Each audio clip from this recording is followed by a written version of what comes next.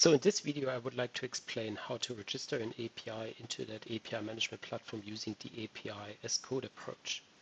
And as a baseline, I'm using that GitHub repository, which is basically reflecting a potential way to fully automate the XWay API management platform. And we already have two APIs here registered, the EMR catalog API, the EMR diagnostic API. And for that, I cloned that repository on my local system and import it into my Visual Studio Code. So, and in order to get started, I take an existing API and create a folder out of that and say that should be my new pet store API, API pet store. And inside that folder, there is a configuration which tells the API management platform how to handle the API we are going to register. We say there's a pet store API, v1 pet store, and the state should be maybe published and not unpublished. Very unlikely, of course. Usually, let's say, oh, let's give it, say the API should be unpublished.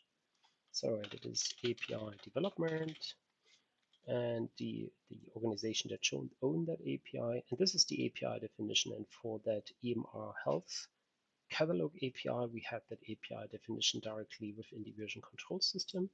In my case, I don't want this because I would like to take the API definition directly from that HTTP location. So let's copy that over here as the path to the API definition. Then a quick summary for that API, pet store API for pets. So the backend base path is used to override the path definition given in the Swagger file. Sometimes you have development endpoints not suitable for production, and then the backend base path can be used to override that. When importing the API, in my case, I'm happy with what's given in the pet store. The API image, that's the image we took or we have copied over from the previous API. Let's use a different one and remove the old one. And let's say that should be the new API image. And now let's remove everything in terms of tags and subscriptions, just to keep it simple. I could even say remove the security for API key. Yeah, let's do that. Why not? So, and now this is basically the desired state of my API, and I could now go and register that API some kind of manually into the API management platform, which is also good if you would like to try that out by calling the API management CLI and say API management app import and then give all necessary parameters, like of course the API config file. But in that case, I would like to use the pre-configured pipeline infrastructure using, in my case, GitHub Actions. And I take an existing workflow for the catalog API, make a copy of that, and say this is the API pet store. And we are going to deploy that API. Just a naming convention. You can name that workflow file as you want. And this is the pet store API. Normally I should have created a branch. Let's create a branch because that's some kind of a new feature, and we say that should be the API pet store. So create a new branch, and we bring that changes to the branch API pet store. So, and now we have to say that this workflow should be executed on the API pet store branch. Then we take the folder name. Whenever something happens on that path, then this workflow should be executed. And this is the working directory for the steps here at the bottom. We don't need that current directory listing, which is just for debugging. And ultimately, we are checking out the code. We are using Java. That's why we set up a GDK. Then we cache Maven repositories to avoid download of dependencies over and over again. And finally, we call Maven with that environment property set.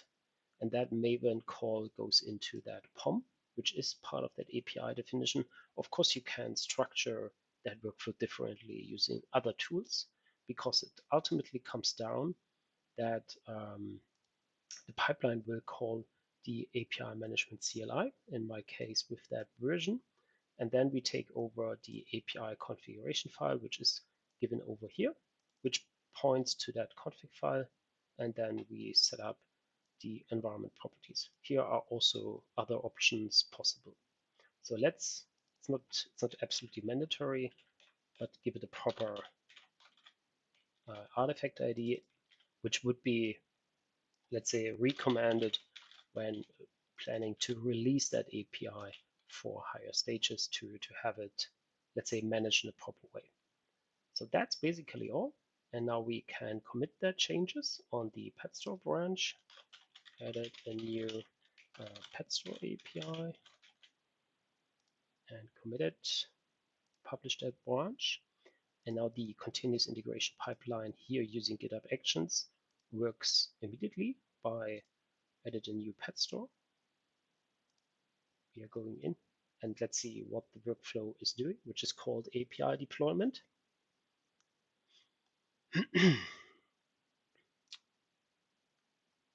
So Java SDK setup and Maven caching. And this is the interesting point here, that we are deploying that API.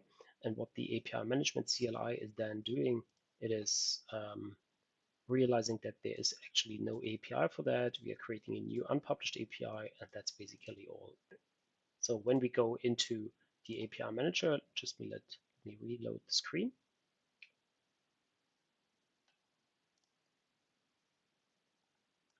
And now we can see,